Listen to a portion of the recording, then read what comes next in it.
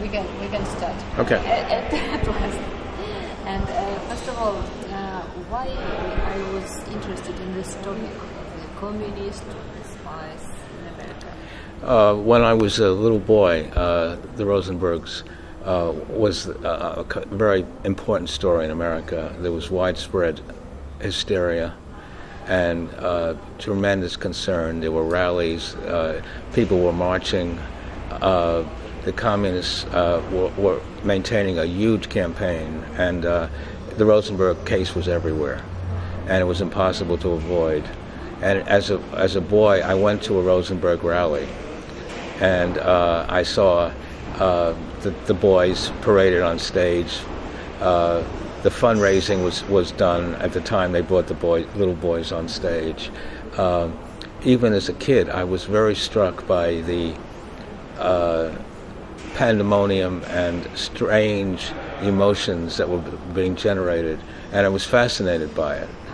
And so later on, I became involved with the Communist Party from afar. I was never a member, but I was amazed at the bizarre nature of the love, the passion for the Soviet Union. It permeated everything they did, everything they said. The line between legitimacy and, shall we say, underground activity was very, very thin. And even for a boy, and I was really at that point about 14, 15, I was entranced by it, because it was like dallying with espionage yourself, to just be among these people who so adored Stalin and adored the Soviet Union. I was given copies in the basement of the communist bookshop, the Jefferson bookshop, of Tour de Soviet America. This was a hidden book by then, by William Z. Forster, who was the chairman of the Communist Party in the earlier period. And this was a loving gift I was given by the proprietor of the bookshop. The books were hidden downstairs. Everything was underground, and the surface, the party pretended to be connected to America, but it was very peripherally connected to America. All the good stuff was over there in this paradise of the Soviet Union. And I thought this was really pretty funny, actually, even then, because I am a writer. I'm primarily a novelist. So the bizarre nature of these people, and how dedicated they were. I mean, when it came to America, they wanted to provide, milk for children and take care of poor people. But when it came to the Soviet Union, anything went. If they heard about rumors of anti-Semitism and about the concentration camps and Stalin's anti-Semitism, they could live with it.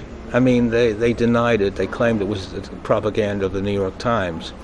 But on the other hand, I remember a woman saying to me, a pianist, a highly cultivated human being, as so many of them were, she said, whatever the Soviet Union does, wrong or right, they're right.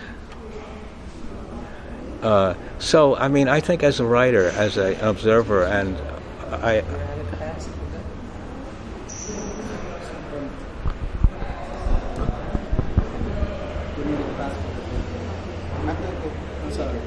pass from where?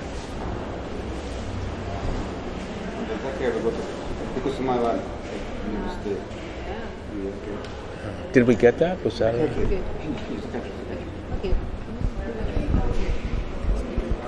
Where were we? As a novelist, most interested in human character, nothing was more fascinating to me than these people who were highly cultivated people. They were well-read. They were warm and decent human beings. But they felt that they wanted an ideal world where everything was taken care of, and it was a view of being almost a view of childhood, where everything goes beautifully, there are no problems, and for them, that was in the Soviet Union.